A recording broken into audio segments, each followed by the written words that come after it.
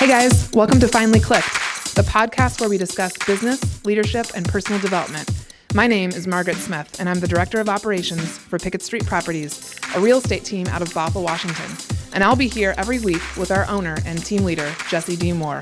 We'll be digging into concepts and ideas that have helped us both personally and professionally, and you'll also get a chance to hear from local and national experts that we know provide massive value to get to the point where it all finally clicks.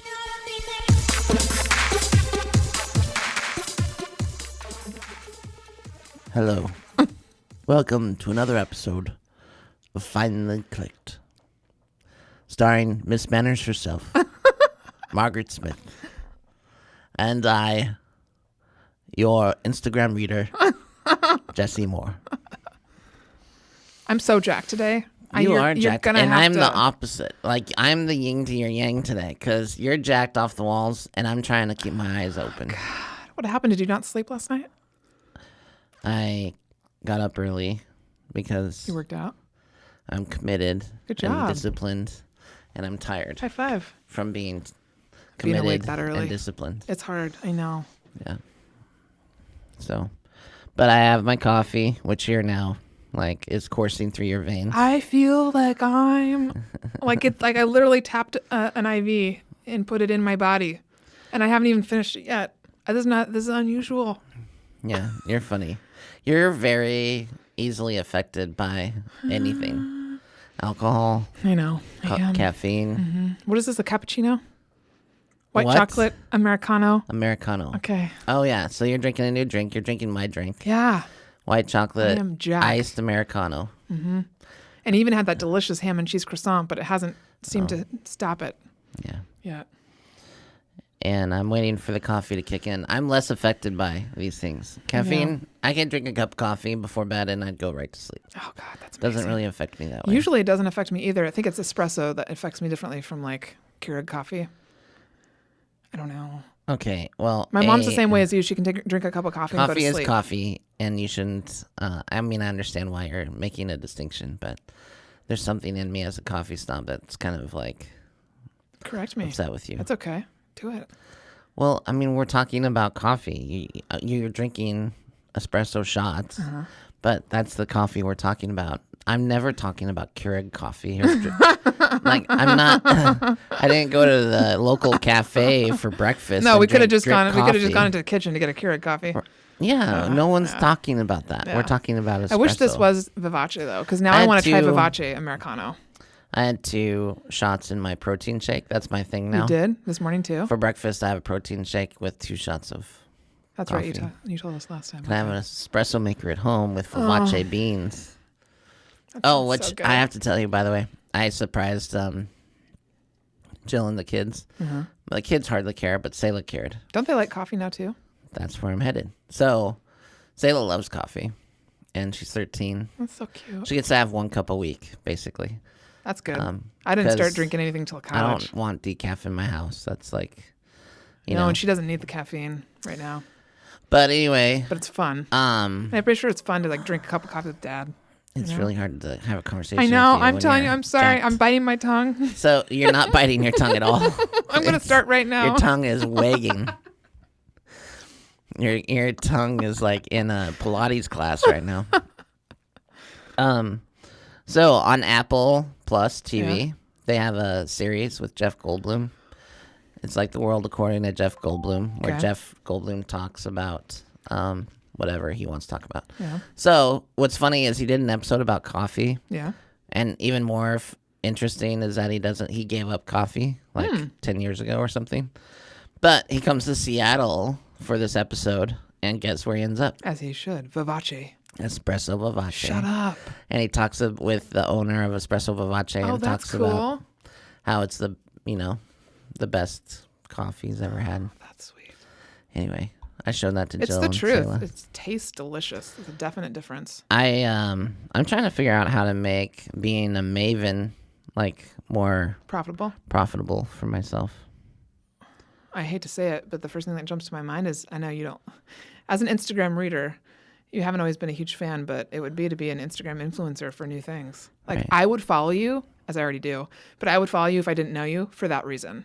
because I know you would find things that I didn't know about, including music, food, fun things for the house, I let's make this happen. Oh my gosh. I can literally see this in my head right now. You might chew your tongue off just trying to talk. Because people come to you for those things, and that's brilliant. Well, God, I'm writing it down. if you're listening to this episode and you ever visit Seattle, please reach out to me, and I will hook you up. I will hook you up. He will, for restaurants, things Coffee, to do. speakeasies, you name it. Best patio, dining, best view, happy hour, name it. Name it.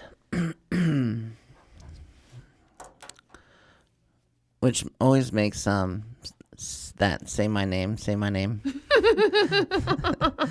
that Destiny's Child? Mind? Destiny's Child? Say my name. No one is around you. Say, baby, I love you. Why does that come to mind? I don't know. I sing it in my head all the time. When people say my name. Oh. Hey, Yeah. say your name. I go. I turn into Beyonce for a second. Oh, gosh. Today, Margaret, what are we talking about today? A little bit of everything, I think. A little bit, Yeah. hot. Little this, little that. Is this a little tidbit. ratatouille of Oh, ratatouille. conversations? God, you have some great ideas today. I'm writing it down for the title. Ratatouille. Don't know how to spell that. Well, ratatouille is a dish with an assemblage of many Sounds vegetables. It's a mix, a hodgepodge, if you will. Really good. Yeah. So today is a hodgepodge of conversations. But not with whiskey today. What are we starting with today? Conversation. I think manners with Mo. Manners with Margaret. No, we gotta make them save. Really, you want to start there? Oh, no, maybe we should end it like we did with Instagram. Yeah. Okay. Well, I told you before we got started that I wanted to talk a little bit about coaching. You mentioned talking about the solo retreat. I think coaching with you and I would definitely like to dig into a Touch little on bit. that. Yeah, I just got off the that's phone. on my mind. I just got off the phone with a high producer in Denver, Colorado. Okay. And we like to catch up from time to time, and we were talking over different issues, and we kind of landed on the fact that, as we talk to other high producing agents and see what their systems look like and what their training looks like, more often than not, we're very well equipped when it comes to program like systems. Oh, We're very well equipped when You mean it Pickett comes to Street? training. Yeah. yes. Oh my gosh. Yes. You're I was trained. just having the exact same conversation with Jaggles and Amanda in the office. Yeah, so I feel like when we go and we visit someone on site, we usually walk away from there feeling pretty good that we don't have a lot to do. Amen. We just got to keep doing what It's we're doing. so true. I agree. And we need to be more people like us. And so when it comes to coaching, and I've said this before, like I can coach very well up to the 6th level of MREA, team building. I was a MAPS coach for a couple years, and I had a dramatic impact on some rainmakers that were looking to build their team and looking for leverage. And so I'm probably best at talking about leverage, best at talking about Personal development. building a scalable business too, and using leverage to make you more money. What did you say? I would just say on Personal development. personal development aside, with everything else in the business world. Yeah. So Setting standards and expectations. I'm super good about those things. And I was thinking about our coaching program and how I know so many people hit us up with questions, and it's just All the time. And so I'm surprised that not as many people are asking us about coaching yet, and that it's not as natural of a conversation, or that it's not as natural of a request. And I understand everyone wants information for free per se, but I guess we really want to talk about our strengths, my strengths in coaching, your strengths in coaching, so that if people are listening to this episode and maybe there's a specific area they need help, maybe we'll inspire them to reach out. Well, and I think so I was talking to some friends about this and telling them that I don't have any clients as of yet. And the reason I'm always okay with where I'm at, but this specifically, I know needs time to incubate because as with anything else, it takes some time for people to know what we do, to think about it, and then to act on it. And specifically from my perspective, if I'm primarily coaching admin, which I've told people I'll coach admin in the industry, outside of real estate industry, and then I have some agents that have reached out to me about coaching them specifically on like social media. I'm open to any of that. And when it comes to admin, a lot of them are taking in the information, considering it, and now they have to go talk to their owners and team leaders because they probably can't pay for it themselves. Or maybe if they're thinking about splitting it or something like that, they have to go and negotiate now, which is like, for a lot of them, fairly terrifying. So I know that this is going to take a little bit of time. And but I think what I've been wanting to reiterate about both you and I is that there's a difference between reaching out to me and asking me and you these blanket questions that are sometimes the most, like, the hugest questions that could have 1,000 different answers. And then there's inane, and then inane questions. Inane questions. And then that don't matter. Yes. Like toilet paper always on top, like. Yes. Yeah. How do you get your team to read? Stuff like that. There's a difference between that. So asking me a question on Facebook and then getting me one-on-one in a Zoom call or in person or over the phone. Like when they have time one-on-one with both you and I, the difference is I'm going to come alongside them just like you would and actually consult. Like they will get a consultation. I don't give people consultations over Facebook Messenger. I don't give them examples. Well, sometimes you do. I mean, I've given a lot, yes, but I'm just trying to say there's a very big difference. And I think that's what people are going to realize is when you get coached by me, you're going to move hell of a lot faster because I don't stand for non-execution. I could go an hour about this. And if you get an Americano, then you're just like a rocket ship. Yes. Well, I will say, like, I walked into your office today and I was like whispering because I didn't know if you were on a phone call or a webinar or a Zoom meeting. Well, yeah, and it's always okay if you talk. And nothing was happening. No one was on a phone call. No one was like, but I just came in there and whispered. And Jagles is like, why are you whispering? I'm like, well, because something's always happening. Margaret's always doing something. And it'll be interesting to me to see if you need to pull back from some of that, where if you're not contributing as much, will people then reach out to you? Well, I don't think that's probably true. I think that all of your contribution is a karmic jolt. I think that by making yourself available to people, then it puts you in the limelight, puts you top of mind. So I'm not asking you to pull back or to stop doing that. I know what you're saying, though. I have actually pulled back in the last year and a half. But you've done a lot of things for free. Yeah. And so... It's to give, and like part of that I know has been to build my experience. And so even though I say like I officially haven't coached before, I've been coaching for years, unofficially. And, through the retreat, through my classes, through this podcast with you. So I know what you mean, though. Yeah. Well, we were having this conversation just this morning because we were talking about Closer Pros and what Closer Pros offers to people, and setting really good boundaries, because so many real estate agents are really used to getting things for free, especially from TCs that are third party, and so it's really. Yeah, I contributed to that conversation. Yeah, and we need your help because. It's really hard. I mean, we want to be of service to people, but it's very different when you're an employee versus a third party. Yeah. Well, I would say this. If you're listening to this podcast and hopefully you've come to know Margaret, you've come to know myself, you come to know what our strengths and our weaknesses are. And so, if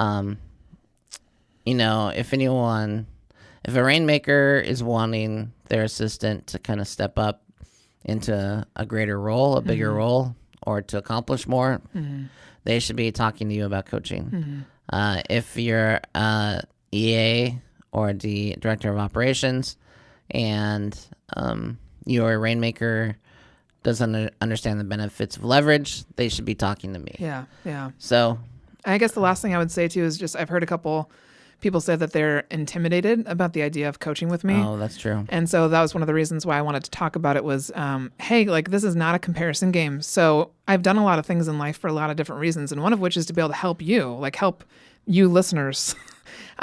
So, I've done a duplex rehab. I've done a podcast. I've done classes. I've traveled to teach. I've learned how to sell myself, partially because I want to learn how to help you guys. Well, not only that, but you've done hundreds of screening interviews. Oh my God. Good point. You've done hundreds of AVA validations and KPA validations and DIS validations.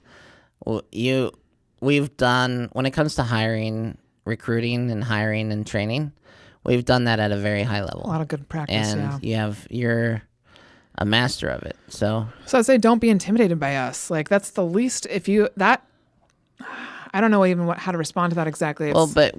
You may not be as used to that. I get that comment all the time. Yeah, I guess how do you reply to that? Well, I think it's kind of laughable because I don't feel intimidating. Mm-hmm. And I don't find you intimidating. I've talked about that a lot with people. I'm going to go back to The Bachelor. Please do. But I talked about how Peter's a little boy and he doesn't know what he wants and he's indecisive. Yeah. And we were watching this other show last night that's on Netflix that Jill wanted to see. It's a dating show. Oh, somebody else just mentioned one to me. Love is Blind is what it's called. Yes. Oh, it's the same one. Someone brought it to my attention. Yeah, so in this show, they you don't get to see the person. Like, you end up talking to like 12 different people. Okay. And then based on those conversations, you ask for another date, right? Okay. So you're in separate rooms, but they're facing each other and you can't see one another, but you can hear one another. Interesting. And so over a period of like 3 days, they have multiple dates like this. I kind of want to do this. And get to know one another. Yeah. And then like this couple says, I love you before they ever meet each other. What? Well, and so the caveat is, in order to meet one another, the only way you can see each other is if you get engaged. No. So this guy proposes and this gal says yes. And they said, I love you prior to this. And then they agree to get married and then they see each other for the first time. And do they like each other? Well, that's not my point. My point is this. When you think about The Bachelor and Peter and what a little boy he is and why people don't like watching him, and then you think about this show and you're building a relationship in a very quick amount of time. Yeah. But you're not focused on someone's personal aesthetic. You're not focused on what they look like. You're instead focused on what your values are and everything else. I think it's just important to have something to say. I think it's important to have an opinion. Yes. I think it's important. You've helped me realize what that means exactly, and just because it's given me the ability to voice my opinion. No one wants to hear from someone who doesn't know the answer. Agreed. And so there's so much value in having an opinion, even if you don't fully believe it. Even if it's wrong. Yeah. I've said that on this podcast before. Yeah. It's important to be interesting. I was telling Jill that when we were watching the show, is that what I realized at some point in my development is I don't really fit well on the spectrum of introvert, extrovert. Sure, no. I don't fit well on a lot of different scales like that. Uh-huh. But what I did figure out a long time ago, I'm not the loudest person at a party. No. I'm not the most gregarious. I'm also not a wallflower. Mm-hmm. I am interesting. And I like to be interesting, and I think that's a hack I figured out at a young age. Is that if I was interesting, people pay attention. Yeah, it was social currency for me. Yeah, that was my social currency.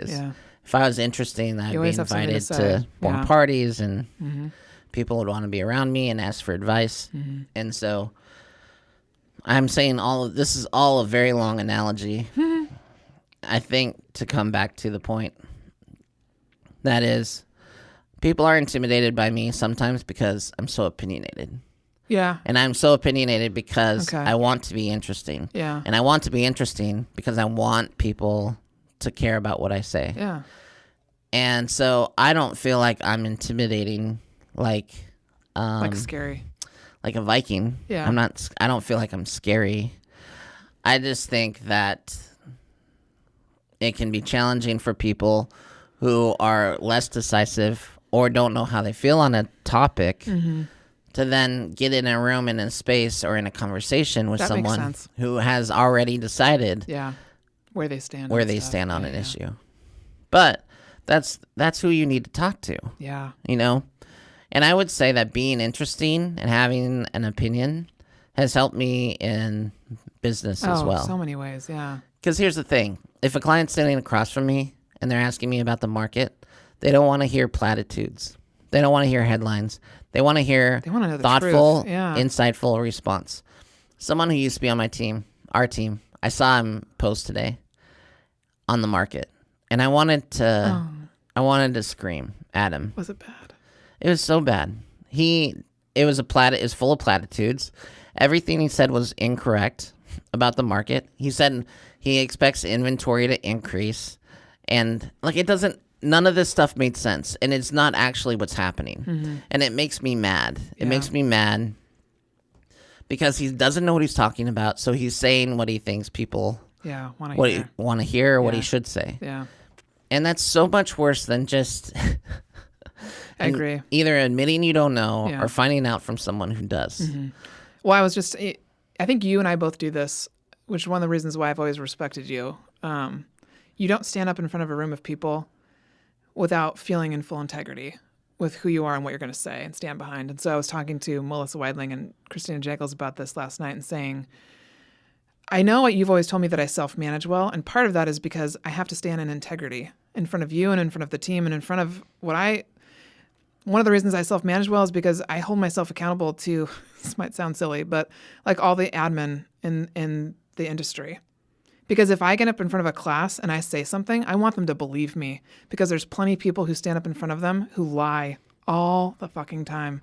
And I'm tired of hearing from people that lie and can't stand behind their words. And so I will never say anything without having fully experienced it. So to say that I meditate daily is the truth. And I can stand behind that and stand up in front of people and say that. And you've always been the same way. You've told me several times that you don't want to necessarily teach next because you don't feel like you're in a successful place. And I know what you mean by that. And you also stand behind the years and years and years that you've learned from this industry and this experience already. So I just really appreciate that about both of us. Right. I do too. And I think it's okay for me to want to achieve more. Sure. Yeah. And then you got to feel confident and feel like you're ready for it. Totally. But what I would say to those that are listening, you just have to give Margaret a chance. If you gave Margaret a chance coaching for 6 months, I promise you your world would look very different. Well, and I have to say, like, same for months. for you and I both, like, the luckiest of the people are going to be the first 5 people that raise their hand to say yes to us, because those are the people that I'm going to treat as my test people, right. And they're going to get probably 150% compared to the 110% I usually and give. we're not adding a bunch of people. Like we don't have time for We don't have capacity for tens of 20s of people. Yeah. Thank you for letting me put that out there. I really wanted to talk about it. Coaching. Yeah. Coaching with Margaret. Yeah. I actually got my first official form this morning, but it's official unofficial because she can't necessarily afford it yet, but she's just wrote in there, why are you interested in finally clicked coaching? And she wrote, I'm a Mo addict. It's like, oh, beautiful. Yeah. Well, and I think we're not done. I'll say this, we're not done. Like, this is the first domino in a series of dominoes, as Gary Keller would say. Mm-hmm. And I would say that all of this is going to lead towards, we have people around the country either looking for admin or we have admin looking for jobs. All the time. And, by being part of the coaching program, it's just going to open doors for you in many different ways. So I just encourage you to have Mo and I be a resource for you as a coach, because I promise you we're resources in other ways that'll pay off big time. Yeah. God, that's a great point. Thank you for saying that, because it's not only about the one-on-one time that you're going to get, but I was talking about this again too. It's the reason people want to be in community with us is not just because of me or because of you. It's because of all the people you and I can connect them to. So when someone comes to my retreat, Jessica Hubbard's a great example of this. Several people are. I connect them to other opportunities because I get to know them and like them through that retreat. So when you coach with us, you're not only getting access to me, but right. Well, consider Jessica all the people Hubbard we know. Has benefited greatly from knowing you, right? Yes. Like, you connected her to one person that could change her entire life in business. Yeah. Right? And that's the kind of people we rub and I shoulders love doing with. that. I love, Jessica Hubbard's a great person, and I like helping other great people. There's another person I can think of that got a job and is in a can work anywhere in the world, and you helped hook her up with somebody who's employing her, allowing her to work anywhere in the world that she wants to work. Like, that's amazing. Yeah. And so I think this coaching thing is the same kind of thing that we talk about all the time, which is get out of your comfort zone. Yes. And try something. Yeah. Do it. Try it. Yeah. We had this conversation about we're reading a new book, and we're reading The Road Less Stupid right now. And we just finished the 10X rule. And one of the things that we've been talking about as a team is how failing forward is like the mantra of the moment. Yeah. More so even, I said 8 years ago, it was find your purpose. And then failing forward's always been a big one, but now I feel like that's overtaken find your purpose. And we were talking about what that looks like, failing, and how it's done in a constructive way. And yeah, you're not just running in directions, flailing your arms with endless optimism and glee. You're actually going purposefully with intention. Right. And so just trying things. And so as a father with kids, you learn very quickly. You just want it. There's no harm to them that's going to come to them. But that fear stops them from movement. That's a great example. And so instead of allowing yourself to just live in your comfort zone and being there, push yourself out. And that's something you've been great at. And I'm just encouraging you, if you're listening, get out of your comfort zone a little bit and see how coaching with Margaret or myself might change your world for the moment. That's what we're talking about. I feel better. Do you? Yeah. The coffee is... It was in my throat, just needing to come out. I got to say one other thing. That was 5. You tried to say 5 words at once. I know. I forget what part of your speech there when you said it. You were talking about your experiences or something that I also feel like, just so you know, there's a reason why you're supposed to be teaching and speaking in the world. I think it's not just because you have experiences in the real estate industry in your life. I think you were sent here to tell us things. What are you talking about? You have a purpose is all I'm saying. Okay, and I tell him thanks. this all the time, you guys, for listeners. If you want to do me a favor and post this podcast to social media and use the hashtag Jesse has a purpose. I just made that up right then. Goodness. And share what you learned from this episode. That'd be great, because I like speaking into people. I talk about this a lot. And with Jesse, something I tell him over and over and over again is that I truly believe that the words that come out of his mouth and out of his mind are here for a reason, and not just for the team, but for something much bigger. That's why I'm trying to get him to start to write his book. Sometimes I'm a little bit exhausted right now because I just shared a bunch of ideas and metaphors, and then I had to come back around to my original point. It's like riding a bucking bronco. It is a little No, I'm riding a bucking bronco, but I'm riding it around the arena. I'm trying to get back to where I started. I really like that. And meanwhile, but I'm just trying to hang on. And then you're asking me well, what was the point in the beginning? And I'm like, oh God, hold on. I'm That's a really good I'm visual. breathless. I'm just trying everything in me to try to remember what it is I'm coming back to. The bucking bronco.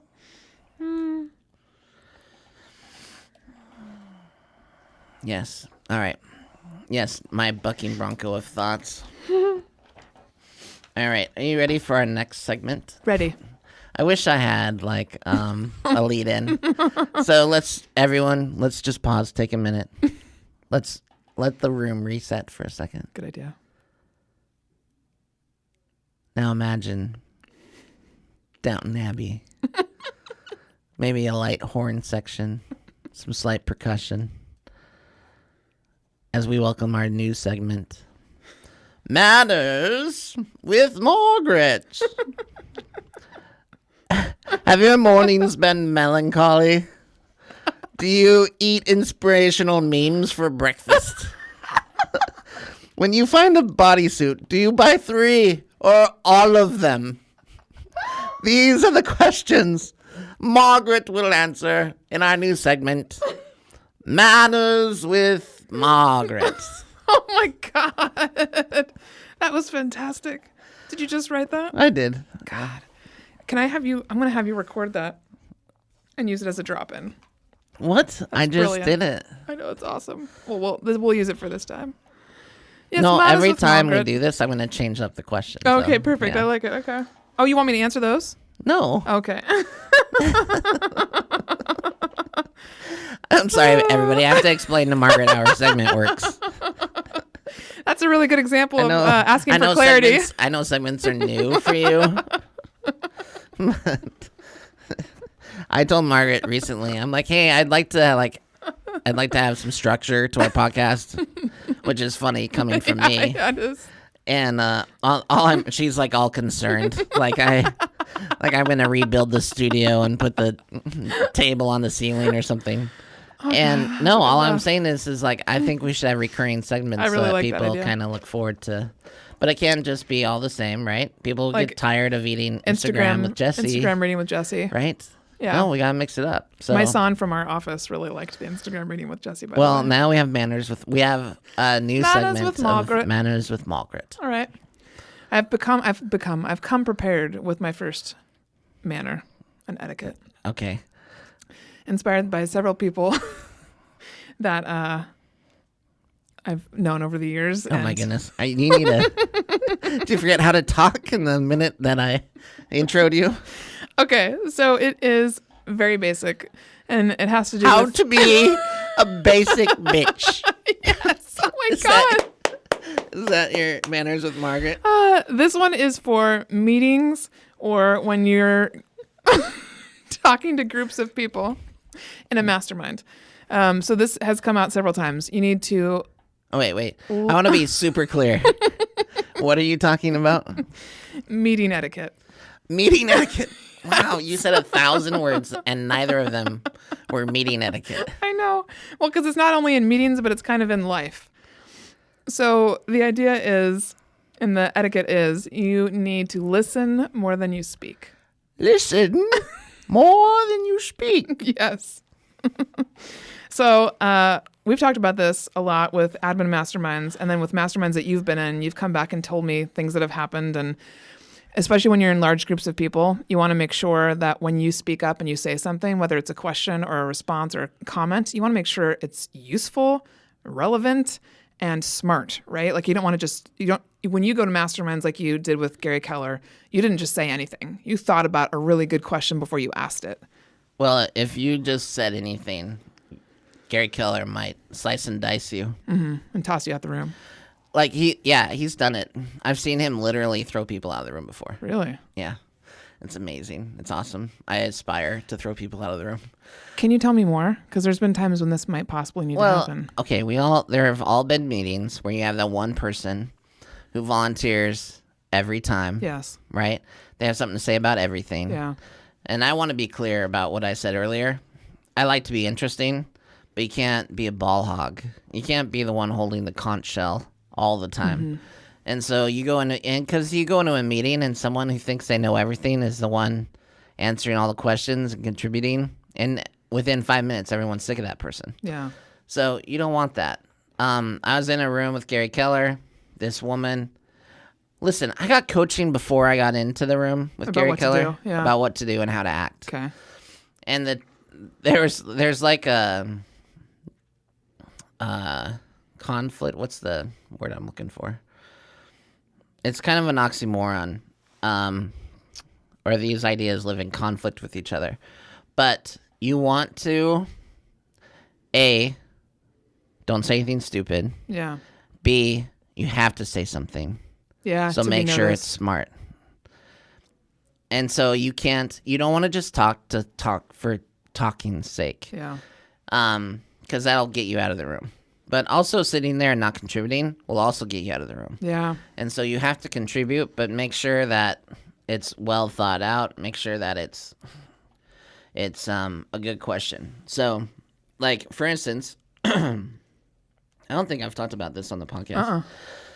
My first invitation into Gary Keller's Mastermind group was when I remember when you got the invitation. The one thing just came out. Yeah. So it was family reunion, probably like 2012. It was right after I started. 2012. 2013? 2012 or 2013.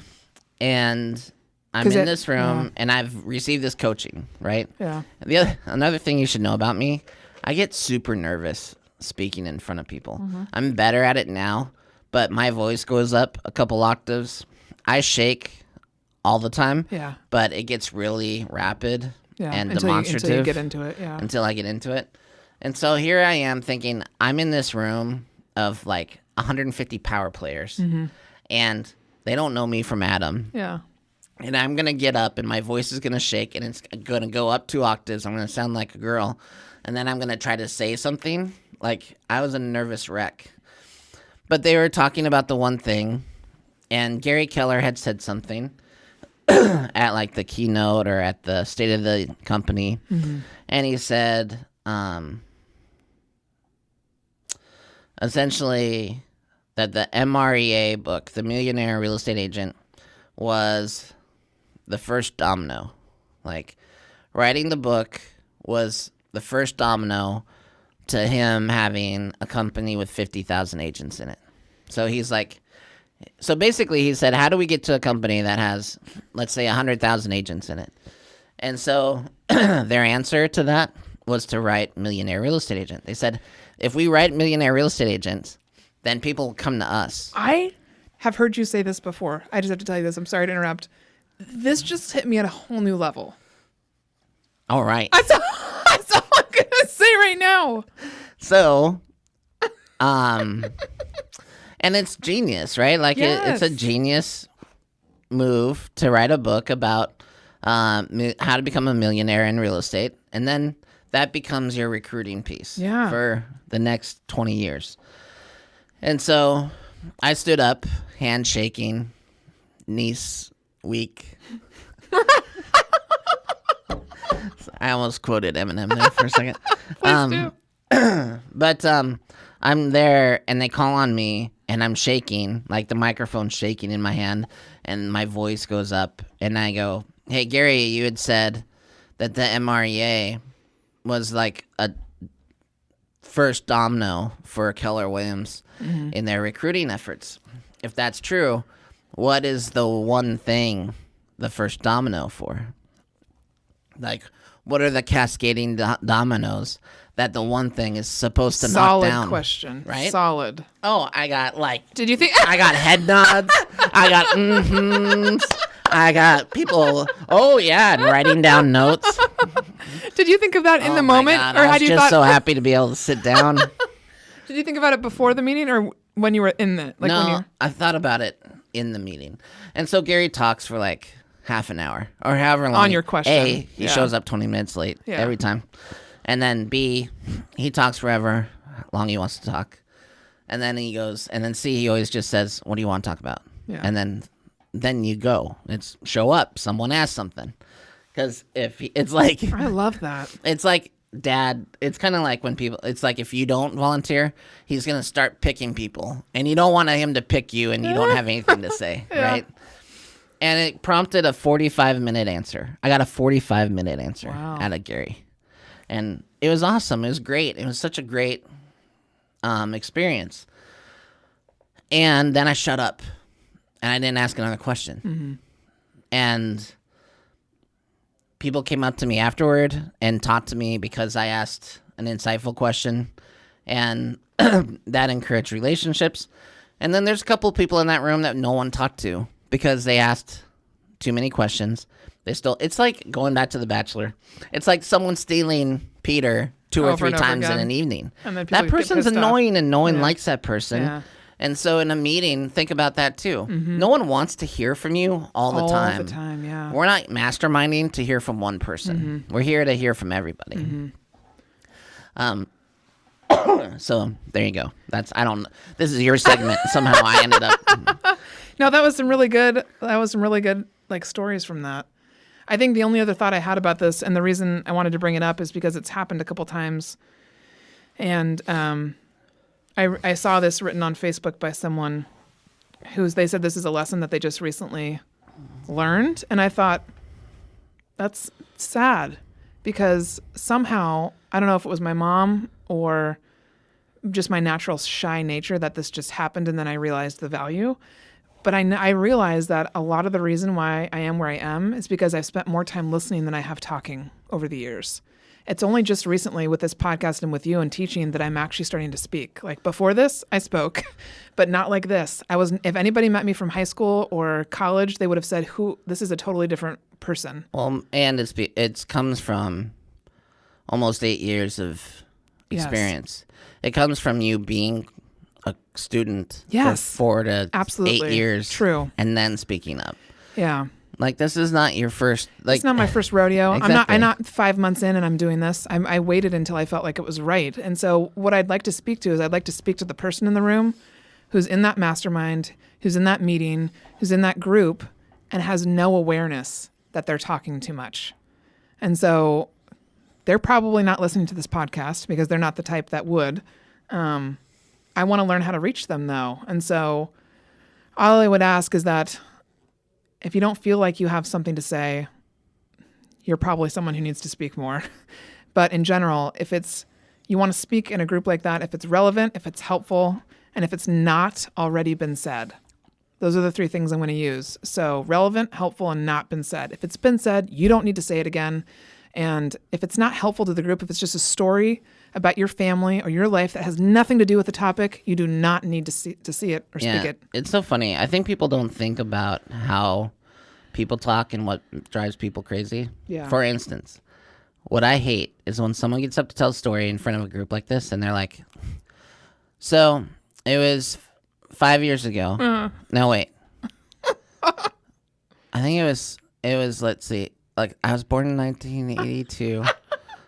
My sister was born in 86. No, it was 6 years ago. So 6 years ago. And I'm like, mother, we don't care. It doesn't matter. When it was. It doesn't matter. Okay? Yeah. As the king of context, I declare, you don't have to tell me what year specifically this happened. Yeah. Okay? Unless it's related to like a hurricane or some sort of natural Something disaster. That's relevant, yeah. Then don't tell me. Don't spend 20 minutes trying to figure out when the exact time of this was. Yeah. I don't care. Yeah. And if you're speaking to people, like when I speak, I imagine myself talking to a room full of agents or people that have, that they want you to get to the point. So I've learned really well how to get to the point and bullet point my information, not only in email, but in talking to people. Give them efficient information. Don't loop around it unless it's like if you were going to tell a story and it's relevant. Oh, don't loop around it like you're on a bucking bronco. Like a bucking bronco. That's all I did. I just looped around. I would not say that's what you did. That's true. Huh. Welcome to Manners with Margaret. Basic bitch etiquette for meetings. Are your palms sweaty? Knees weak? Arms are heavy? Is there vomit on your sweater already? Mom's spaghetti. What is this? Thank you for our first segment with Manners with Margaret. Oh my God, I loved it. You didn't recognize you don't recognize this? This is Lose Yourself by Eminem. Oh, it is? Yo, his palms are sweaty, knees weak, arms are heavy. There's vomit on his sweater already. Mom's spaghetti. He's nervous, but on the surface, he looks calm and ready to drop bombs. Oh my but God, he I keeps love on that. forgetting what he wrote down. The whole crew. That's cool. Yeah. I don't know his lyrics as well as you do. So yes, that's the first segment. Every time we bring a Manners with Mo segment in, I will give you another tip. Yes. In etiquette. Well, I, for one, welcome this segment. Thank you. I think it's been too long in developing. I think really the world has been clamoring for more Manners with Margaret. Since that episode where we first threw it down. Mm-hmm. Mm-hmm. I can't wait until we're on YouTube and I wear like a George Washington wig. Yes. For this segment. I know that needs to happen this year. I might have to dress in drag like an 1800s aristocrat. Oh my God. The people There's would so die. many things I could do for Manners with Margaret. I know. The people would really die. Do you know who Ethan Klein is? I don't think so. So, Ethan Klein is the host of H3 podcast. It's a YouTube podcast, and it's one of the top YouTube podcasts. Mm-hmm. And he's kind of goofy, and he's an atypical YouTube personality. He doesn't really care about his look. He goes weeks without shaving, without combing his hair. He's kind of frumpy. I don't know what to tell you. He's funny. And he hosts a podcast with his wife, who is Israeli. And anyway, he'll dress up for stuff like this. I can totally see him dressing up as like Okay, I'm gonna have to check it out George Washington.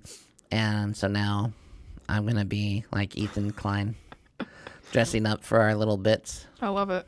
Okay. They bought a hover-round just to like drive into the studio with. Shut up. Yeah. Yep. This is cool. I know. I feel like it's one of those podcasts though that I have a hard time like staying committed to, because I kind of watch it and pay attention to it for my kids, because they talk a lot about YouTube and YouTube personalities, and it gives me stuff I can talk to my kids about. But And your kids are like extremely into YouTube. oh my gosh, Seems all to be kids are. Seems to be the thing. Yeah. Well, it's hilarious. I mean, YouTube has certainly surpassed like standard media, ABC, NBC, CBS. I don't know if everyone knows that. You know, I don't know if my parents are aware of it, but it certainly has. My kids have no understanding of watching program TV like that's on at a certain time. You know, That's so crazy. and so that's the future for sure. Well, the YouTube is doing an excellent job then at building the different audiences, because I don't know if you've noticed it, but I have since I put our podcasts and videos and stuff on YouTube. They're in the last 6 months, they've asked us to go through all of our content and identify whether it's for kids or not. And you have to by law. So I can see them taking the steps towards making it like safer for kids, I guess, to get on YouTube without parent supervision or something. I don't could talk know. a lot about this, but I would probably bore our audience. But the weird thing about YouTube is that because it's a new form of media, they're still figuring out a lot of things. And so they've monetized YouTube to where you can make good money, but they also have a lot of rules that are hard to understand. And Yes. how they enforce those rules are by demonetizing episodes. So let's say that your entire paycheck comes from content you've put on YouTube. Okay. But then let's say someone doesn't like your episode for whatever reason, and they flag it. Well, YouTube can demonetize that video, and you don't make any money on it. And you could have spent thousands of dollars making something and putting it up there, and then one person has a problem with it, and they demonetize it. And for 30 days, well, and then maybe after 30 days, you appeal, and they award it back to you to make money on, but those 30 days are gone, you know? And like anything, like if I put a listing on the market, but I can't receive offers for 30 days, that would definitely Huge affect impact. my Yeah. income, Yeah. right? Interesting. And that's what's happening. So on the kids thing, what they're doing is they don't want companies to target kids. They don't want companies to have advertising that targets kids. Okay. So they're making it almost impossible to have content that targets children at all. When we know remember I showed a YouTuber a listing of ours? Yes. And he had a very target audience. Yes. And in that audience is basically 3 years old to like 6 years old. Well, he makes millions a year doing this, and he's not going to rebrand himself. I mean, I guess he could. But the point is that he makes content for that age group. Yeah. Now it gets tricky for him in being able to make money creating content for that age group, because Google has created obstacles to the paywall that allows him to get paid. Yeah. Now, they'll figure it out. Everyone will figure it out eventually. But YouTube is like a little bit of a gold rush right now, and people are trying to figure out the rules and how to make money and how to survive. And yeah, I do want to get finally clicked on YouTube here, like with you and I, like for people to be able to see our faces pretty soon, as soon as we can figure it out. I can't wait. I'm kind of scared. I definitely am not like excited about it, but I'm not scared for people to see my face because obviously I have no problem putting myself on video. But I guess it's different when we're doing the podcast because it's like when I go on video on Facebook or Instagram, I know what I'm going to say for the most part. On here, I really have no idea. And so my facial expressions are probably going to be freaking hilarious because I have no idea if I don't know something or what I'm going to say. I mean, it's just pure entertainment, I guess. So there's nothing to be afraid of.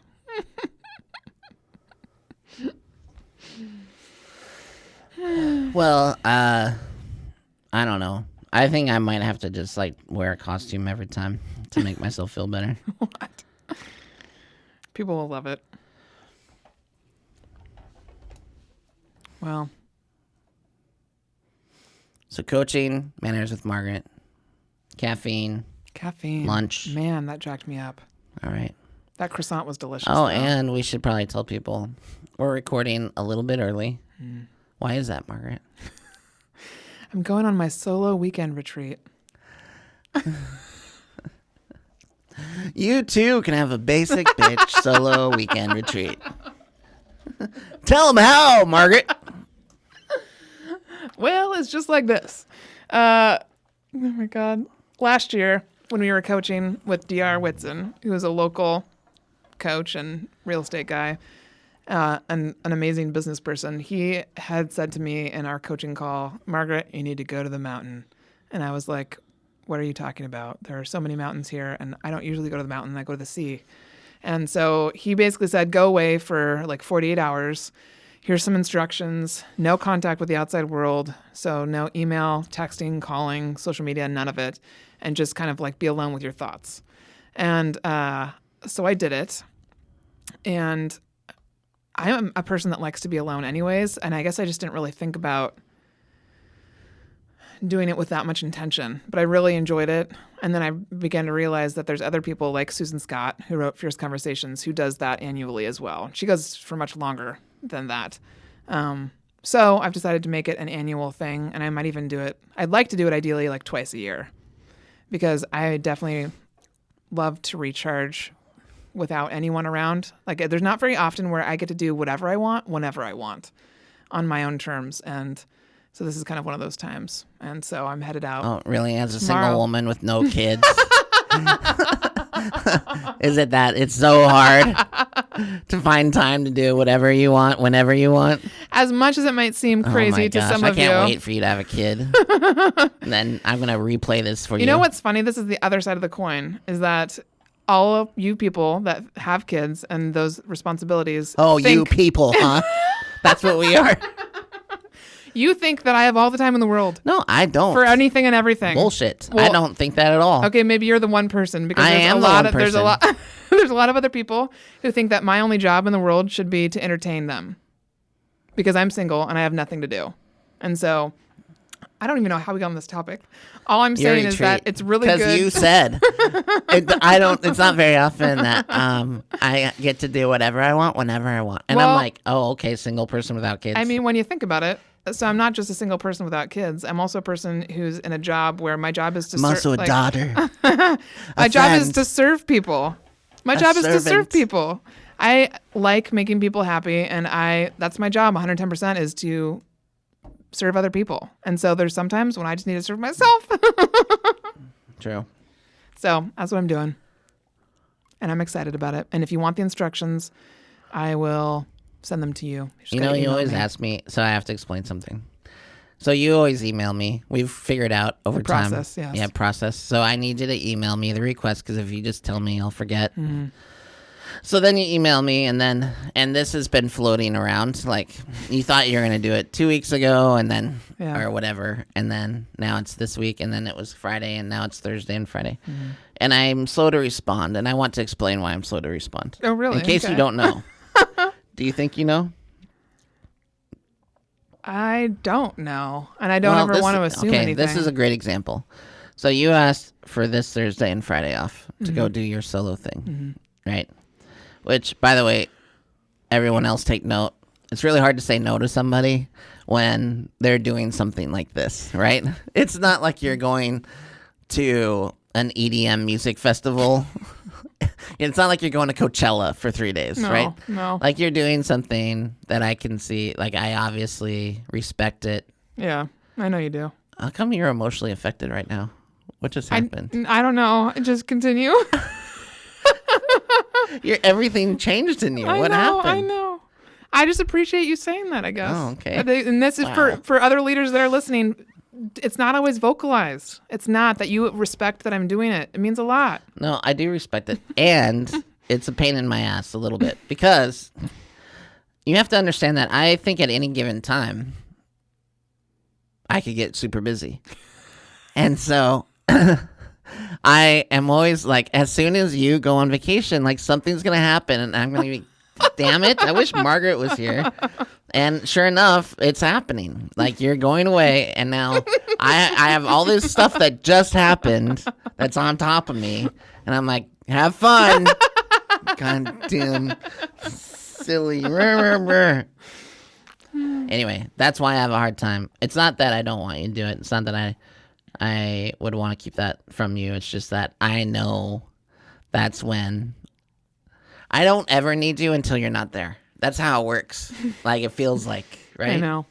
I think what you just shared about the email system, though, is actually just a really random, extra great hack to mention because short-term memory loss is a real thing. And it's been, I think, what we figured out over the years is that I didn't realize how real it was for you. And so what was continuous frustration for both of us, we ended up solving through email, which is so basic. And yet what I can tell you guys as a basic bitch is that it works. And so whatever works for you, you make work. And this is what works because it's not like he literally forgets because he doesn't care. He literally forgets. And so it was a real frustration for both me and him. And this helped. Yeah, and it's not from a traumatic brain injury. I have. Well, who knows? You mean, how well, many times you fell off I the was horse? diagnosed with PTSD about 4 years ago. And in my research of that, trying to understand it, they have linked short-term memory loss with PTSD. I didn't know that. Yeah, Okay. it's one of the main symptoms of PTSD. Well, it makes sense, I guess, yeah. And so, anyway, it can make me feel stupid and foolish that I can't remember basic stuff that we just talked about. And it's very frustrating for the people around me that care about me. Because I think I'm a smart person. I think I'm You're a very smart I'm on person. top of things, Yes. and I don't like people having to help manage me. This is a great conversation to have because there's a lot of executives that are in this position, and I think it's because of the way that your brains work, which is not a bad thing. So that's why the calendar is really important. Email is important as another track record, and also Evernote, our operations manual, because a record of things to show how to do things and what I have done. And then over the years, we just build trust, and you know that I execute and follow through on things. But it's still good for you to, like as you say, close the loop. But you had to learn too that I'm not TikToked. That I TikTok like crazy. TikToked. Oh, you can't say the R word anymore. You know, retarded. You can't say that. Oh heck no. So I'm saying. I'm not TikToked. You're just like... I've never thought you were TikToked, but I did in the beginning think that I was crazy. I think it can go both ways. As an admin, right. We talked about this or whatever. Yeah, I thought I'm inadequate. I am actually not good enough for this job. Maybe I'm not supposed to be doing this. Maybe this is all, it's me. It's me. Like I'm not meant to do this. And what this both addressed for both of us was neither of us are crazy. It's just, it's how we operate and function together and what we use to build that bridge that makes it work. So there's a lot of people who think that, though, who think they're inadequate. Not only the admin, but the agents, if they think that they're TikTok, I guess. TikToked. So anyways, that was just a good hack that you mentioned. Email. So yes, I will be shutting down, turning my phone on airplane mode, so I will get no text messages, no phone calls, except from possibly my mother, just to let her know that I've arrived safely. And then I will completely check out, which is, it's hard to do. Like, it takes me about a day to stop looking at my phone thinking, is someone texting me? I don't have any other notifications. I've been trying to work with people about, Christina Jagels is one of them. She gets all of her email notifications come to the front of her phone, which I think you did too at one point. I don't know how you handle it. I like, literally my anxiety goes up. But anyhow, that's another topic. completely. Good story. Well, I hope you have a fantastic solo weekend Thank alone. I know it's so hard for you to find time where you can do whatever you want, whenever you want. You punk. And so I just really hope you lean into this. I hope that you are seen. I hope you see yourself. I hope that, you know, I hope that you are not seen by anyone that you don't want to be seen by. Perfect. But that, you know, if you're hiding behind a large frame man and smaller frame but more attractive man appears, that he'll be able to see you for who you are in the back of the classroom. And just so you know, I'm going to do a lot of journaling, so I'll probably come out with some new podcast episodes. Mm-hmm.